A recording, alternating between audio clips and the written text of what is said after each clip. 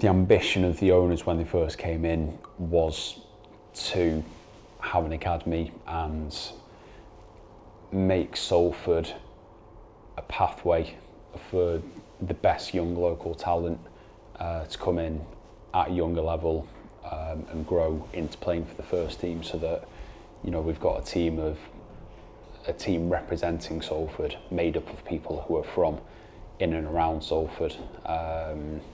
That's the path that the owners had, and that's what they wanted to create and cultivate here. This season we celebrated the 50th player from the academy system making a men's first team appearance, which, when you break that down into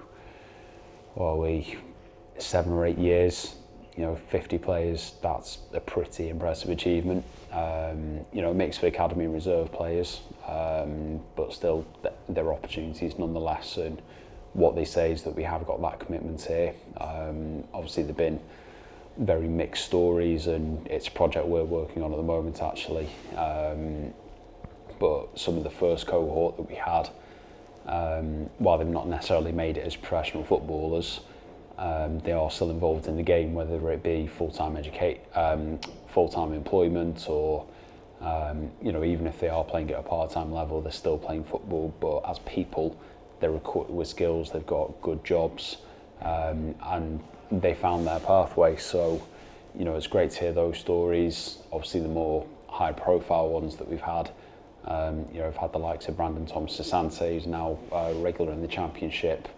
We've got Douglas James Taylor. I think he was part of our second cohort. He's just won the FAI Cup with Drogheda United over in Ireland, having been part of the Stoke Academy system. So we've had that real mix of players who've done well on a footballing basis and a non-footballing basis, and it has been a real success story.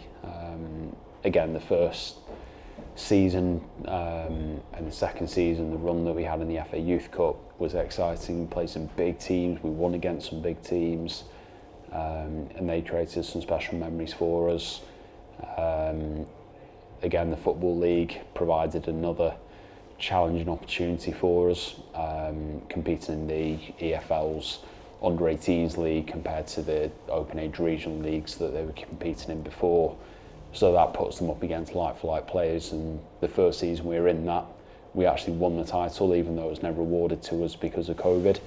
And that's something that we know that we achieved, and we know that we did, and we'll always be proud of.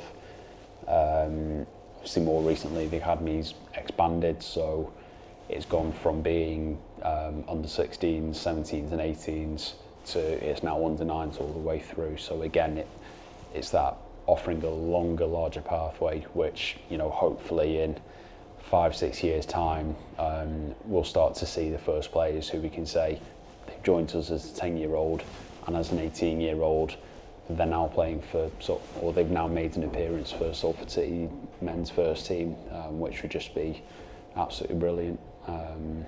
The opportunities that offers going forward, in terms of getting players in, attracting the right players because that pathway is there, and obviously for the club's future, off the field sustainably as well, creating our own players, doing well, and either they're doing well for us and getting us up the league, or they're developing and we're selling them on, and we can reinvest that money back into the club in the area of Salford. So there's only benefits to come from it, and so far it's on a good path.